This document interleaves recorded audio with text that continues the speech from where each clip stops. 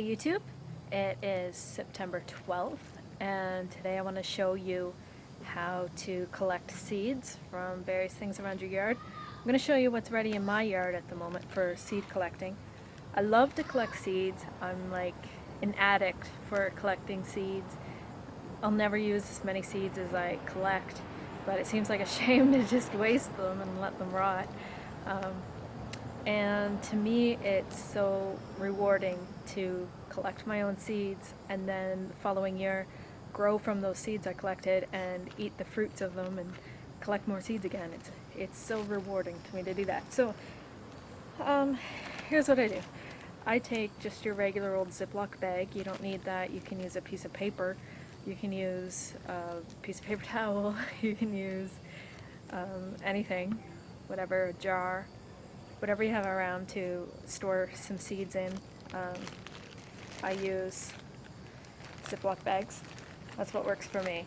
And then I just I either write on the outside what's inside, or I write on a piece of paper or a napkin or something and I put it inside. Because even though you think your seeds look unique, you will forget. You'll probably forget in a week what the seeds are.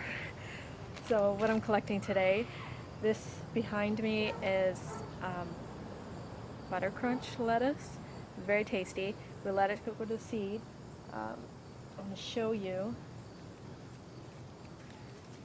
Each of these balls here is a seed pod.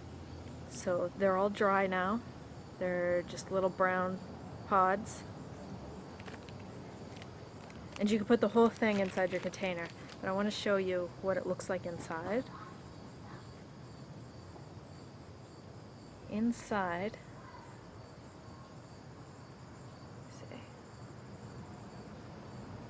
you can see when you open it up, inside there's all kinds of tiny little seeds. Show you what those look like in my hand. Okay, see, that's what the little seeds look like inside the little pod. There's probably about 20 seeds per little pod. You can leave them in the pod or you can take them out. So that's all there is to it. I just collect those and I put them in my little bag. There's ideal ways to store your seeds, and then there's the way the rest of us do it. The best place to store your seeds would be in a jar. It can be in an envelope inside a jar or just right inside a jar. Seal it and keep it in your refrigerator, actually, because you want a semi-cool, dark place to keep them.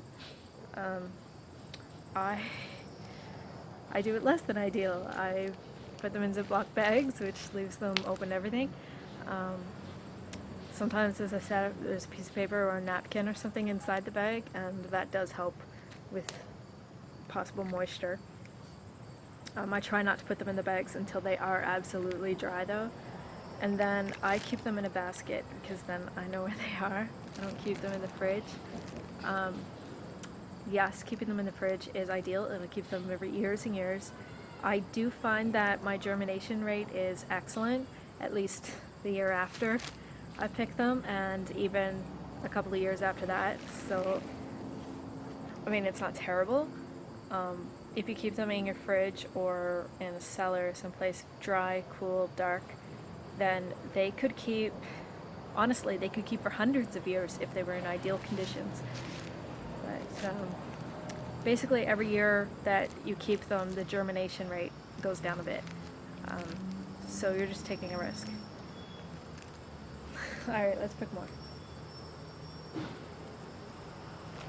Okay, these are the seeds that I have collected. They're just the seed pods. I haven't opened the pods.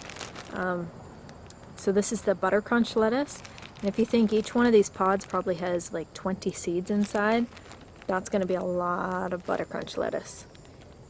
I still have more to collect. A lot of it's just not ready yet. Okay, what we have here is romaine lettuce, and it's gone to seed. And each one of these, it's kind of like a dandelion here. Each one of these little white things has a seed attached to it. So I'm just going to pick off the ones that look dry.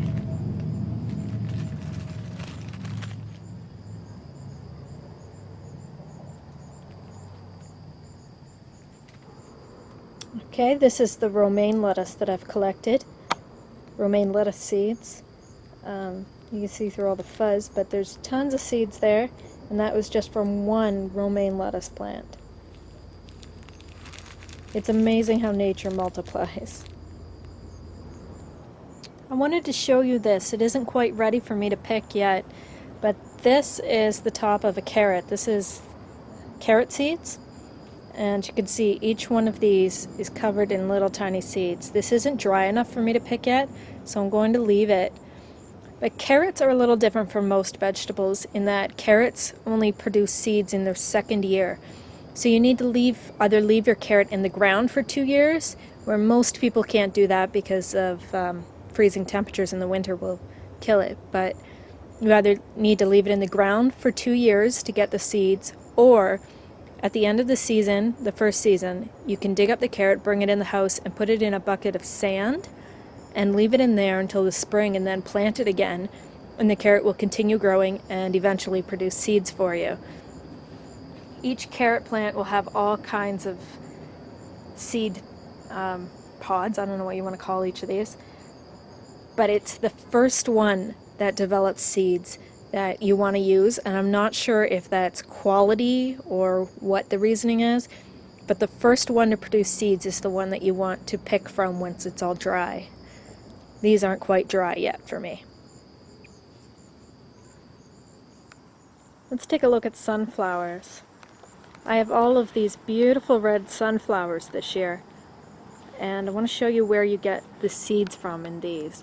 I'm sure you know that the seeds are in this part, but you can't see the seeds right there. I just see the pollen there. I'll show you where the seeds are.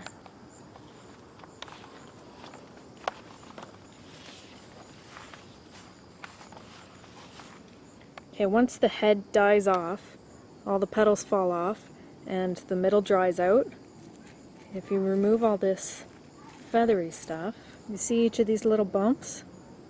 Each one of those little bumps is a seed. I don't think this is ready for me to pick them yet. I think it's possible at this point just to cut this head off and bring it in the house and just let it dry.